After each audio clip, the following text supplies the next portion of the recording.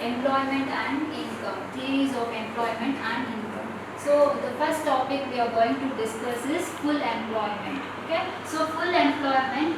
So before going on to the topic, let me discuss what is the economical history about employment. So we know that employment is one of the variables which is used for macroeconomical analysis, right? So here employment is not only the only variable we are going to see, and also the income, because employment is related with income. So there is some relationship between employment and income. If you see the output or the labor's wages is also based on their own income, whatever is earning. Okay, so here full employment is nothing but a person who is willing to work and he is able to work and he is employed or having some job with him will be so called full employment. He is willing to work and he is interested to work and he should have a job with his hand and he is capable of doing that particular job will be, and also he will be paid for it. Okay, so he will be paid for it. That will be considered as full employment. What do you mean by unemployment?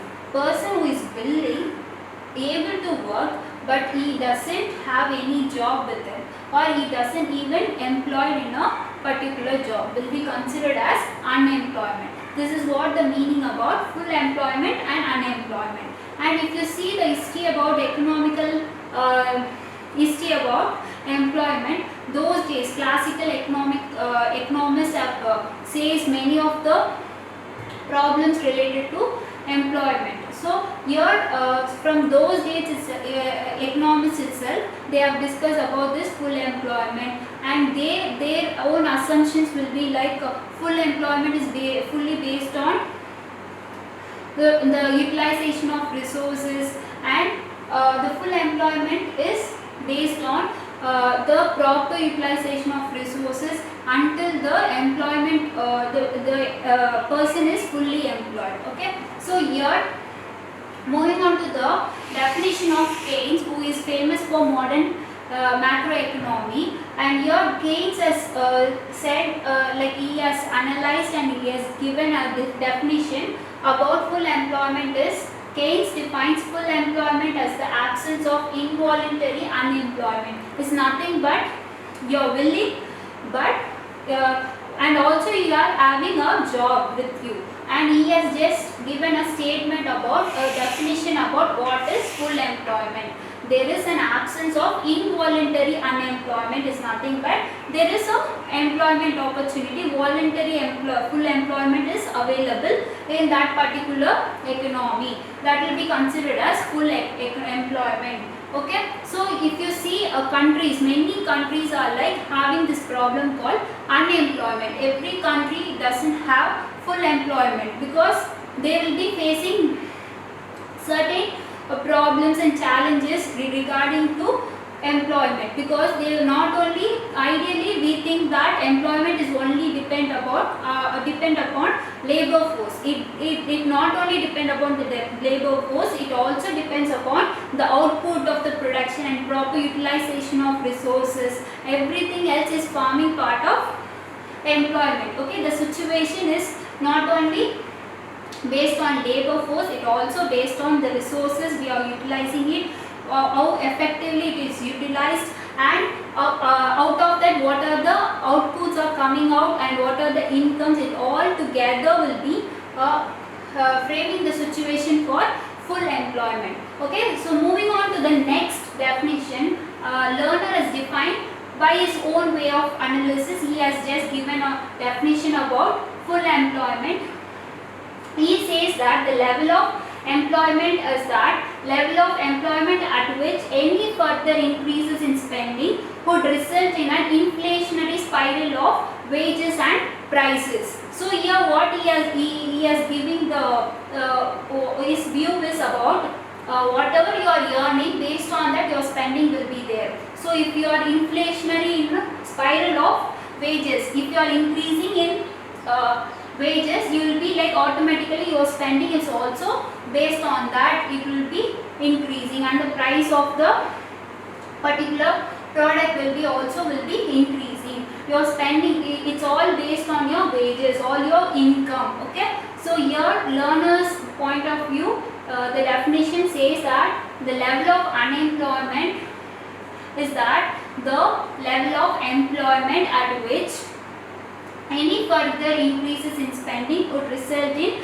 any inflationary spiral of wages and prices. So based on your income, based on your wages, your spending will be automatically changes. It just inflate or fluctuate. Okay. So then, based on your unemployment, we in India, we have this normally have two type of unemployment. Either it may be rural unemployment or urban unemployment. You will hear about these two words like types of unemployment in India.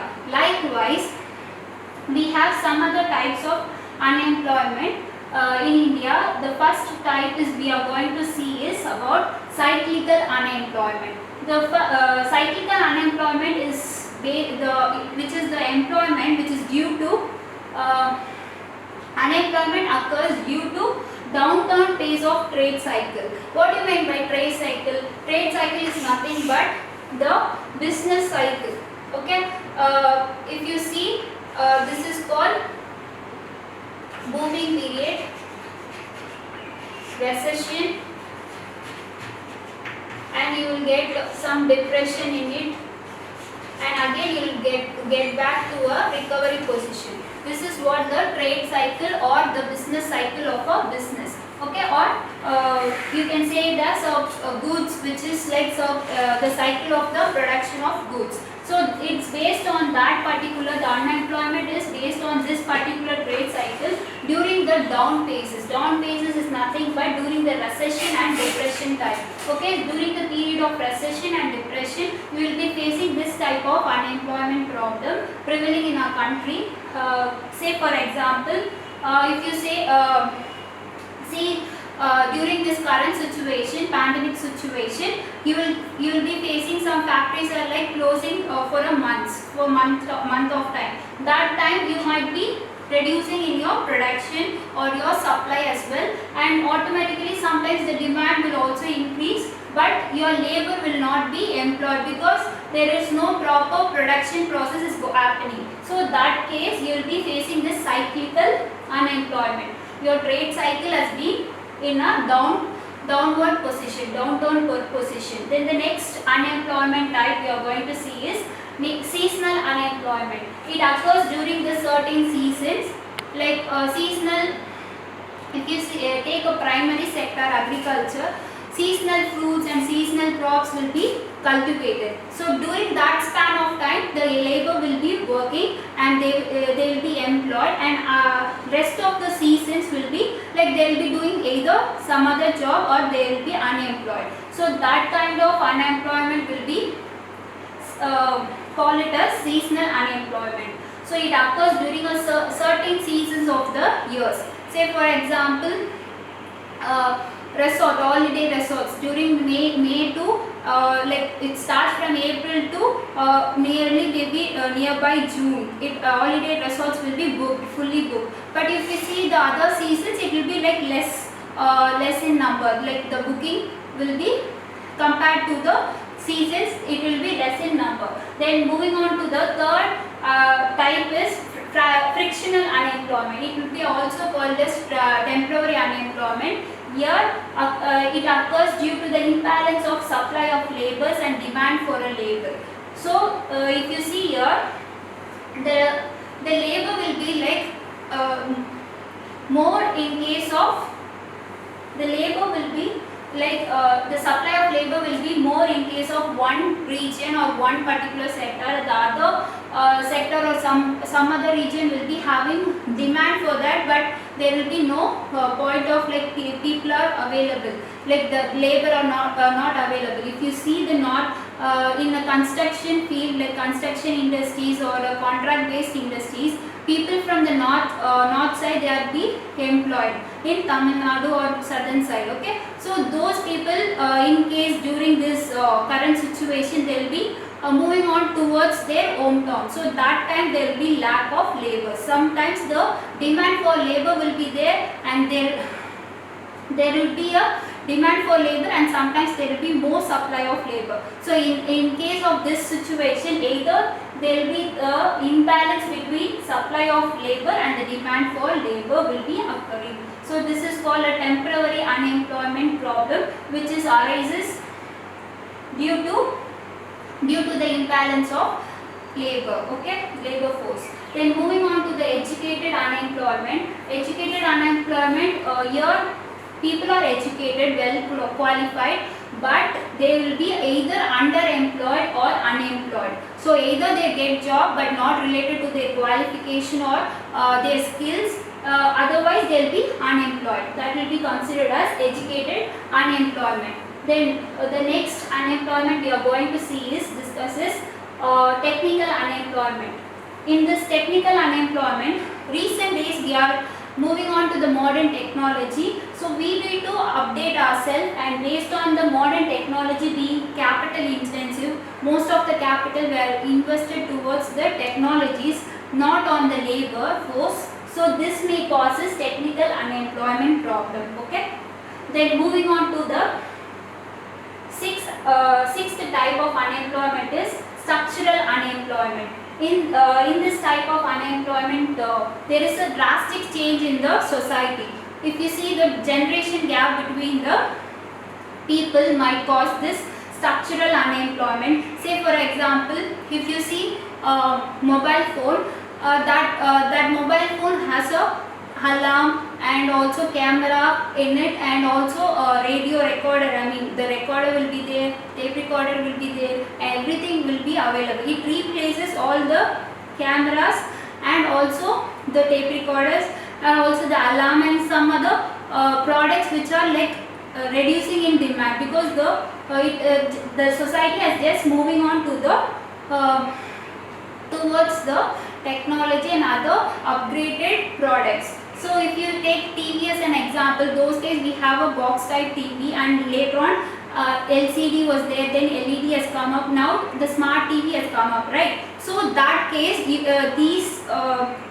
these particular changes just eliminates all other requirements, like if TV is also replacing the desktop. So even with use of TV, you can use by way of smart TV, you will be having the Wi-Fi connection, so you can also operate the internet through TV mode. Okay, so there will be a replacement of desktop by a smart TV. Okay, that is one of the example for structural unemployment. And moving on to the seventh, the last unemployment type is diffuse unemployment.